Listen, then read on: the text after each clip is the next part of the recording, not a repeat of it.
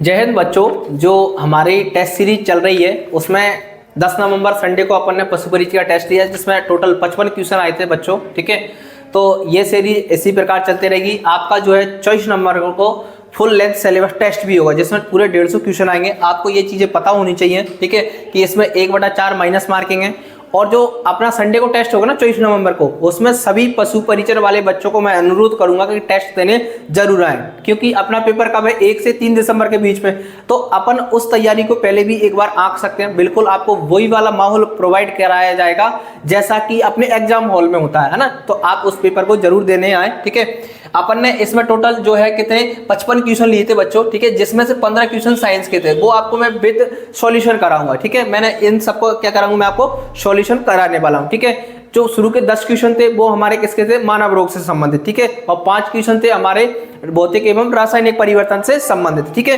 तो हम सॉल्यूशन को देखते हैं। हमारा जो पहला क्वेश्चन था वो क्या था, हेपेटाइटिस रोग शरीर के किस अंग से संबंधित है। तो ऑप्शन ए में यकृत दे रखा, बी में आमाशय, तंत्रिका तंत्र और त्वचा, ठीक है। तो मैंने बताया था दोस्तों हेपेटाइटिस जो होता है, हेपेटाइटिस, ठीक है, ये जो है 5 प्रकार का होता है, ठीक है। कितने प्रकार का, 5 प्रकार का, ठीक है। उनको हमने बांटा था 2 भागों में अलग अलग। एक तो मैंने कहा था आपसे, ठीक है, hepatitis A, hepatitis B, hepatitis C, hepatitis D और हेपेटाइटिस ई, ठीक है। मैंने कहा तुझसे शुरू और तुझ पर खत्म, ठीक है। तो ये जो दोनों किससे होंगे, प्रदूषित या संक्रमित या दूषित जल से, और ये तीनों किससे होंगे दोस्तों, हमारे संक्रमित रक्त से, ठीक है। ये भी बताया था। फिर मैंने आपको बताया था सबसे खतरनाक कौन सा होता है, हेपेटाइटिस बी होता है दोस्तों, ठीक है। तो ये भी हमने डिस्कस किया था लाइव क्लास में, ठीक है।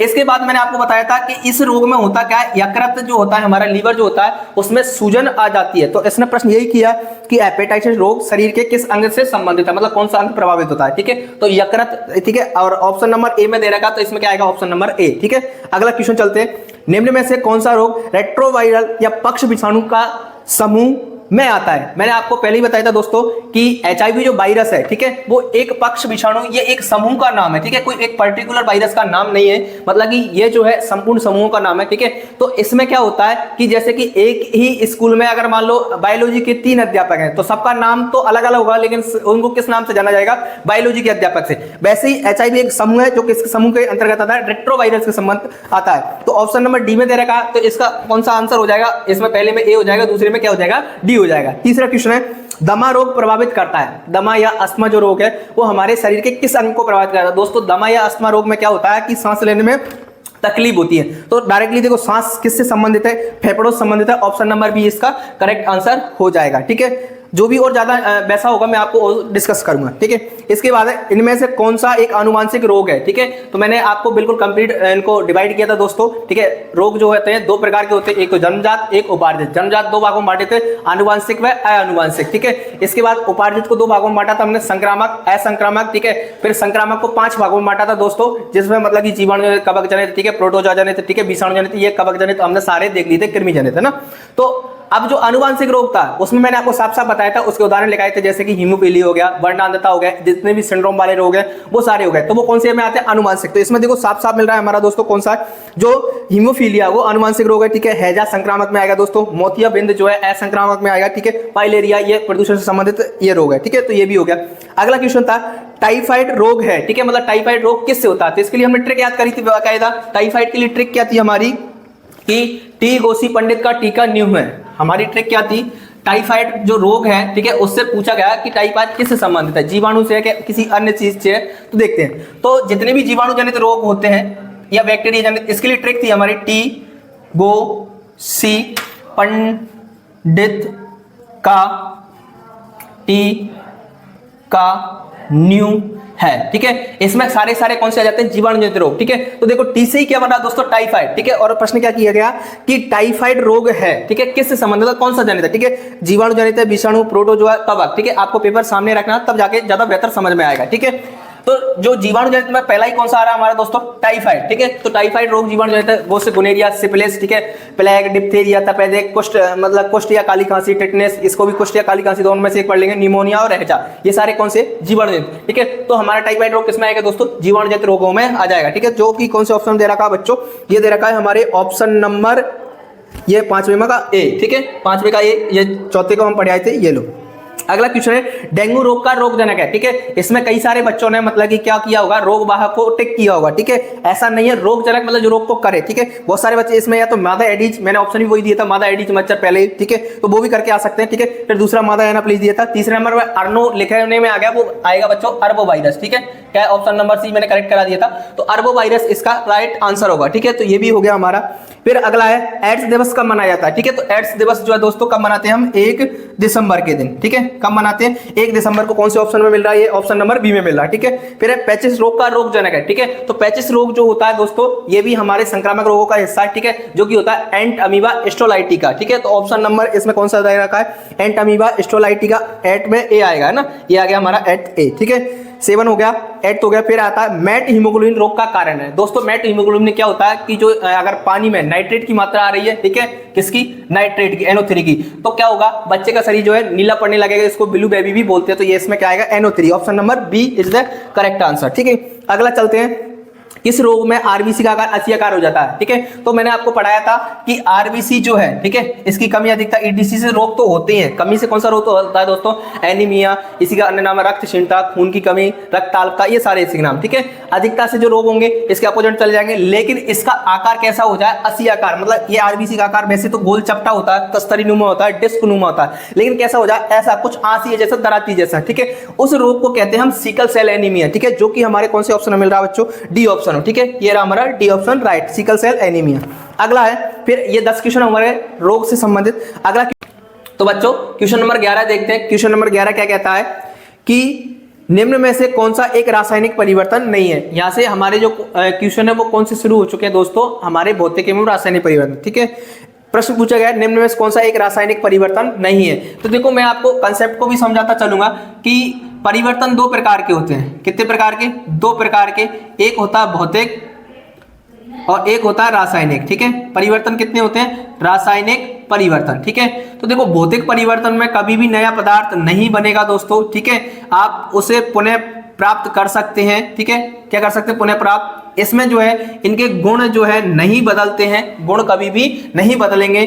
और इसके अलावा, ठीक है, भौतिक परिवर्तन में क्या देखने को मिलेगा दोस्तों कि नया पदार्थ नहीं बनेगा, पुनः प्राप्त कर सकते हैं, गुण नहीं बदलते हैं। ये जो है इसको हम जो है अस्थायी परिवर्तन भी बोलते हैं। कौन सा बोलते हैं दोस्तों, अस्थायी परिवर्तन भी बोलते हैं। इसके अलावा हम जो है इसको अनु उत्क्रमणीय, इसको कौन सी अभिक्रिया बोलते हैं दोस्तों, उत्क्रमणीय, सॉरी, उत्क्रमणीय अभिक्रिया, मतलब कि एक बार जो बन जाए दोबारा उसी फॉर्म में टूट जाए। इसका जस्ट अपोजिट रासायनिक कर देंगे, ठीक है। नया पदार्थ बनता है दोस्तों, पुनः प्राप्त नहीं कर सकते, गुण बदल जाते हैं। गुण क्या होते हैं, बदल जाते हैं। यह जो है परिवर्तन कैसा है, स्थायी परिवर्तन है। और इसमें इसको हम कैसा वो कहते हैं, अभिक्रिया कहते हैं अनुत्क्रमणीय, ठीक है। तो ये सारे पॉइंट भी आपको याद रखने हैं, ठीक है।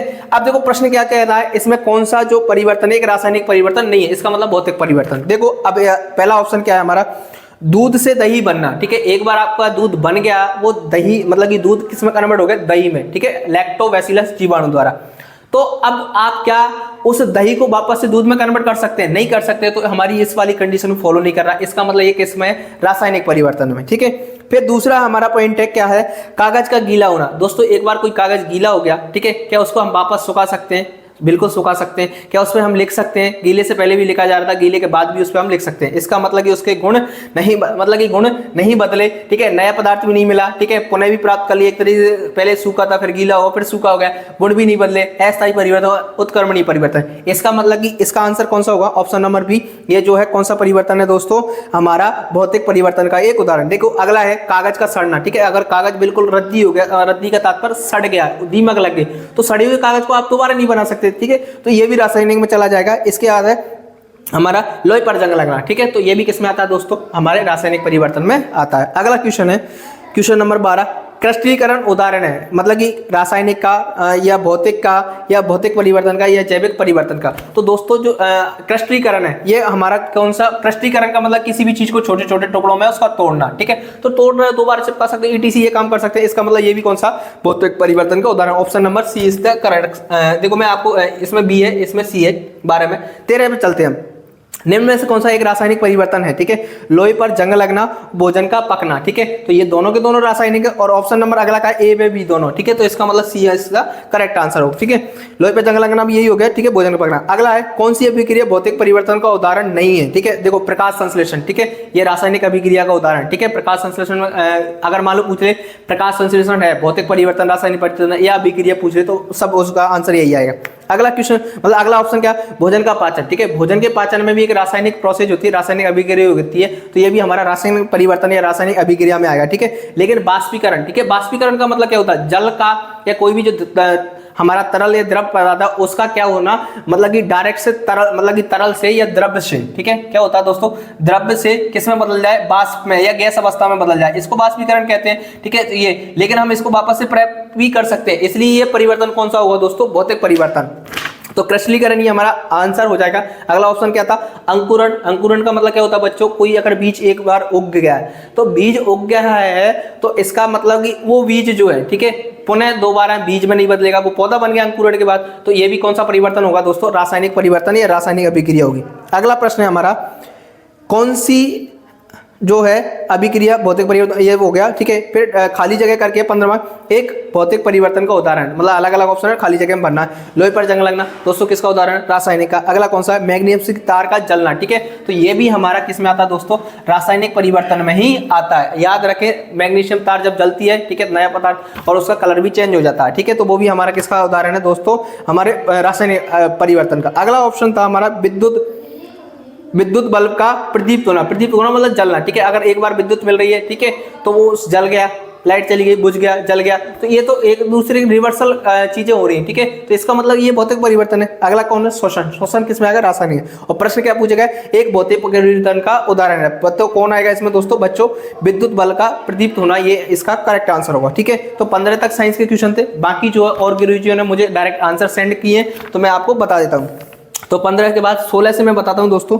ये 16 से हमारे शुरू हो गए मैथ के। ठीक है, तो मैथ्स के 16 में ए है, 17 में बी है, 18 में डी है, 19 में बी है, 20 में भी बी है। ठीक है, 21 में ए है, 22 में बी है, 23 में बी है, 24 में बी है, 25 में डी, 26 में ए, 27 में बी, 28 में सी, 29 में ए, 30 में ए। ठीक है, 31 में बी, 32 में सी और 33 में ए, 34 में बी, 35 में डी, 36 में सी, 37 में ए, 38 में बी, 39 में सी और 40 में डी। ठीक है, इसके अलावा 41 जो है इसमें सी है, 42 में ए है, 43 में बी है, 44 में ए है, 45 में सी है, 46 में बी है, 47 में ए है, 48 में ए है, 49 में सी है, 50 में बी है, 51 में बी, 52 में ए, 53 में सी, 54 में सी और 55 में बी। ये इधर पीछे के जो एजी के थे शायद मुझे याद है जहाँ तक, है ना, एजी पोर्शन के थे, है ना, एजी नहीं, ये तो मतलब कि जी के थे, है ना। और इसमें एजी के कहाँ से शुरू हो रहे थे? ये एजी के हो रहे थे बच्चों हमारे मैथ्स के बाद 26 से, मतलब ना, तो ये आपको एजी के भी सॉल्व करने हैं ना। तो आपको ये सीरीज कैसी लग रही है बच्चों? ठीक है, टेस्ट सीरीज मैं पुनः आपको यही बताऊंगा कि टेस्ट सीरीज देने जरूर आए। 25 तारीख को जो टेस्ट, 24 तारीख को संडे को जो टेस्ट होगा उसको आप जरूर ज्वाइन करें। अभी जो बच्चे आ रहे हैं वो भी अगर नहीं आ रहे हैं तो उनको भी इसको क्या करना, कनेक्ट करना जरूर देना, है ना। और अपने पूरी ईमानदारी से पूरी मेहनत के साथ देना, क्योंकि आप यहाँ अगर बेईमानी कर सकते तो वहाँ तो कोई ऐसा ऑप्शन ही नहीं है। इसलिए हम जो है पूरी शिद्दत से, पूरी मेहनत से ये टेस्ट देंगे। ठीक है, ये जिस बच्चे ने ये टेस्ट नहीं भी दिया था तो उसके लिए मैं PDF अपने ग्रुप में सेंड कर दूंगा। ठीक है, तो और किसी को भी चाहिए है, ठीक है, तो वो भी मुझे पर्सनल मैसेज कर सकता है। ठीक है, अपने टेलीग्राम मैसेज पर कर सकता है। इसी पे अपना मतलब कि मैं नंबर भी दे रखे, उस पर भी व्हाट्सएप पे भी वो मैसेज कर सकता है। कोई अन्य बच्चा भी, ठीक है, जो संस्थान से जुड़ा हुआ नहीं है, कोई भी है, ठीक है, और वो सब भी टेस्ट देने 25 तारीख का जो टेस्ट आयोजित हो रहा वो देने आ सकते हैं। ठीक है, तो आपसे पुनः अनुरोध क्या करना है बच्चों कि आप सब बहुत अच्छा रेस्पॉन्स दे रहे हो, सपोर्ट कर रहे हो। ठीक है, आप इसी प्रकार से अपना सपोर्ट बनाए रखें। ठीक है, जितना हो सके अपने चैनल को शेयर किया करें, दोस्तों को बताया करें और चैनल को जितना हो सके सब्सक्राइब करवाएं। ठीक है, हाथ जोड़ के ये आपसे निवेदन रहेगा। तो मिलते हैं अगली क्लास में, जब तक के लिए जय हिंद, जय भारत।